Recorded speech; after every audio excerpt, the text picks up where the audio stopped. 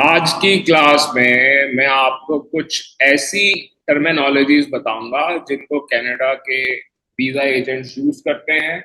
और अगर आपको ये पता हो और थोड़ा सा आप इनको ध्यान से समझे तो आप बड़े आराम से कनाडा का वीजा अपने आप अप्लाई कर सकते हैं और लाखों रुपए बचा सकते हैं।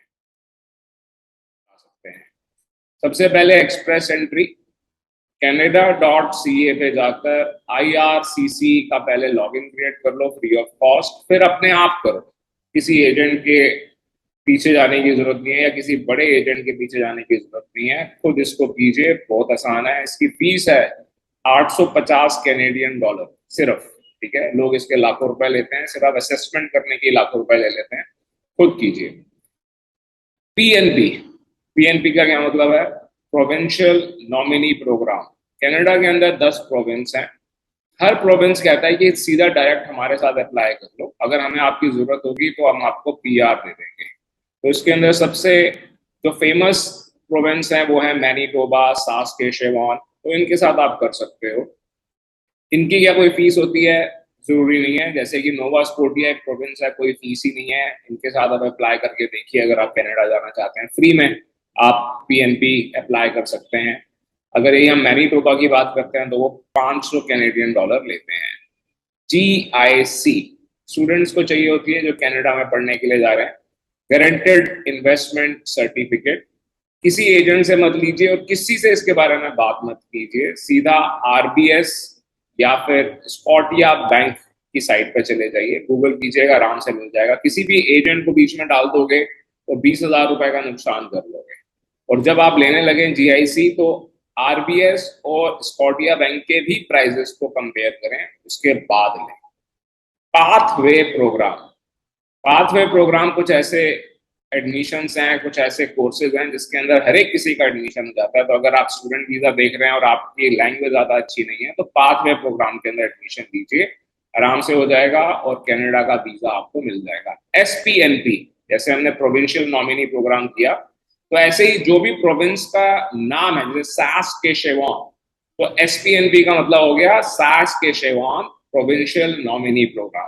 ठीक है, तो इसमें कोई बहुत बड़ी बात नहीं है। तो SPNP आप खुद कर सकते हैं, इसकी हमारी एक वीडियो अवेलेबल है, आप देख सकते हैं।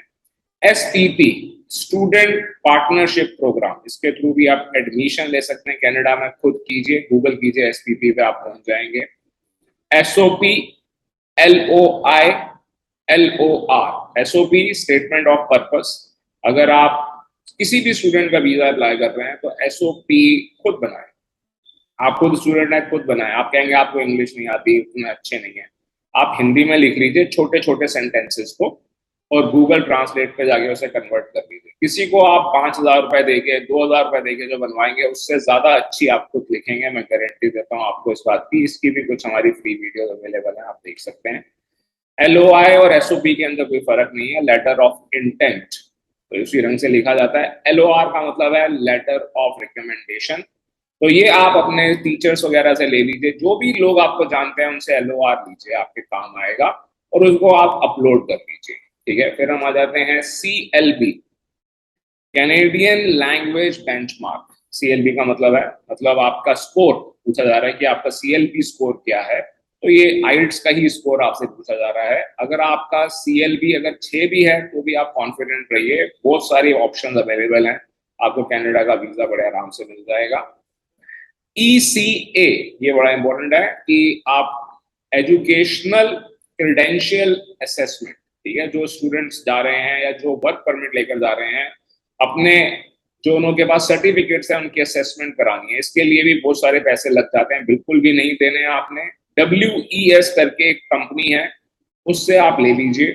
सिर्फ 90 कैनेडियन डॉलर के अंदर आप अपने एजुकेशनल क्रेडेंशियल्स की असेसमेंट ले सकते हैं, जो इंटरनेशनली रिकॉग्नाइज्ड है। इसी ढंग से कनाडा भी करता है। कनाडा ने एक एजेंसी खोली हुई है ICAS, international credential assessment service, तो इनके थ्रू भी आप कर सकते हैं। FSWP क्या होता है? Federal skilled work permit. ठीक है, ये भी बड़े आराम से, इसका भी आपको canada.ca के ऊपर पेज मिल जाएगा। उसके अंदर कैटेगरी दी गई है कि कौन कौन से स्किल्स पे आपको वीजा मिल रहा है। अगर आपके वो स्किल हैं तो किसी एजेंट की जरूरत नहीं है, आप अपना वीजा खुद ले सकते हैं। सुपर वीजा, कनाडा का सुपर वीजा का क्या मतलब है? ये पेरेंट्स या फिर ग्रैंड पेरेंट्स को मिलता है, और फिर उनको 6 महीने के बाद वापस आने की जरूरत नहीं है। वो लगातार 5 साल कनाडा में रह सकते हैं बिना कनाडा छोड़े, और फिर चाहें तो 2 साल के लिए इसे एक्सटेंड भी कर सकते हैं। अप्लाई बोर्ड, बहुत सारे लोग पूछते हैं अप्लाई बोर्ड क्या है। अप्लाई बोर्ड एक प्राइवेट एजेंसी है जो स्टूडेंट वीजा वगैरह लगवाती हैं कनाडा के। इन्हों की वेबसाइट पे कुछ टूल्स हैं, इनको आप यूज कीजिए, पर इनके थ्रू एडमिशंस मत करवाइए अपने क्लाइंट्स के। अगर आप इनके थ्रू करवाएंगे तो आप अपना ही प्रॉफिट खत्म करेंगे, कुछ भी बेनिफिट नहीं दे रहे हैं ये आपको। आप खुद कीजिए तो आपको ज्यादा बेनिफिट होगा, और आपके जो आपके थ्रू जा रहे हैं उनको भी ज्यादा बेनिफिट होगा। LMIA, labour marketing impact assessment. तो ये उनके लिए है जिन्हों को आराम से वैसे वीजा नहीं मिल रहा और हम कोई जॉब लगवा रहे हैं उनकी, तो बड़े आराम से हो जाता है ये भी। जो भी, अगर आपकी उम्र 50 साल है तो भी आप LMIA से PR ले सकते हैं। तो LMIA एक रामबाण की तरह काम करता है। इसके लिए मेरी सलाह ये होगी कि किसी एजेंट के चक्कर में ना पड़ें, अपना विजिटर वीजा लगाएं, कनाडा जाएं। LMIA बड़े आराम से आपको पीछे भागेगी, आपको लोगों को लाखों रुपए नहीं देने पड़ेंगे। नाफ्टा, तो बहुत सारे एजेंट बोलते हैं जी नाफ्टा भी है। देखिए, north America free trade agreement, ठीक है। जब तक सिटीजन नहीं बनेंगे तब तक आपके काम नहीं आने वाला है। तो नाफ्ता के नाम पे कोई अगर आपको अट्रैक्ट कर रहा है तो इस बात को समझिएगा। इसके अलावा आखिरी सवाल वो ये है कि अगर आपका वीजा रिफ्यूज हो जाता है, कोई फर्क नहीं पड़ता, चिंता मत कीजिए। अगर आपका वीजा रिफ्यूज हुआ है, थोड़ा सा समझिए, एनालाइज कीजिए, और जितना हो सके उतना जल्दी दोबारा से अप्लाई कीजिए। कनाडा वीजा बहुत बहुत आसान है, थोड़ा सा अगर आप पढ़ेंगे तो समझ पाएंगे। और किसी भी बड़े एजेंट के चक्कर में मत पड़िए, या किसी छोटे एजेंट के चक्कर में भी मत पड़िए, अपने आप कीजिए। अगर आपके ऊपर कोई विश्वास करता है तो उसका भी काम आप जरूर कीजिए, पर उससे नॉमिनल चार्जेस दीजिए, लोगों को लूटिए।